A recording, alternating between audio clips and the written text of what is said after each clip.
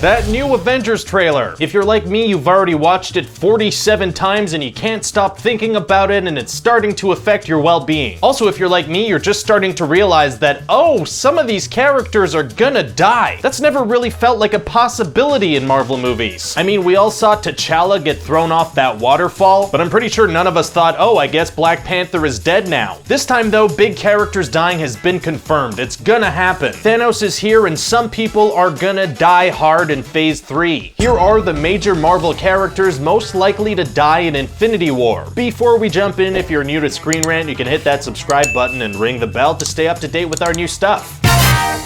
A couple of reasons why this guy's not making it out of Phase 3 alive. First off, Robert Downey Jr. costs all the money. He's apparently getting like $200 million for Avengers 3 and 4. That's just not sustainable. Like, his price isn't gonna go down after that. $200 million is what it costs to make Black Panther. It's gonna be hard to justify paying one person the price of an entire film. Also, obviously, he's in great shape, but he's also 52. Are we gonna keep him in that Iron Man suit till he looks like Stan Lee? He was already willing to sacrifice himself in the first Avengers movie. Maybe that's gonna fully happen in one of the next two.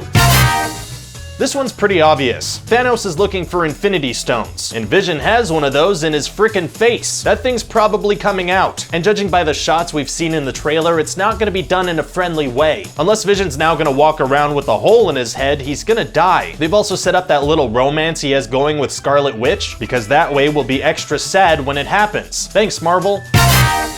I think we all got really concerned for Steve Rogers when this happened in the trailer. What you doing, Steve? That's not safe. A couple of reasons why this might actually be the end of Steve Rogers. First off, in the comics, he was killed by Thanos in a one-on-one standoff that was kind of similar. Also, there were a couple of people in the roster that can take his place as Captain America. Both Falcon and Bucky have held that title in the comics. And taking on Thanos in a one-on-one fight is a pretty badass way to go out. From getting his butt handed to him in an alley to taking on the most powerful dude in the galaxy, I think we'd all be like, yeah man, GG, well played. I feel like Thor or Loki is gonna die in this scene. It's kind of a toss-up of who it's gonna be. Maybe it's gonna be both. The word on the street seems to be that Loki is maybe being forced to watch Thor be killed, or that this is Thor reacting to Loki dying, or that maybe Thanos is just gonna kill them both. We haven't really seen any shots of them in the trailer other than those ones. The Guardians show up, but Thor and Loki don't, so maybe they're not making it out of that scene.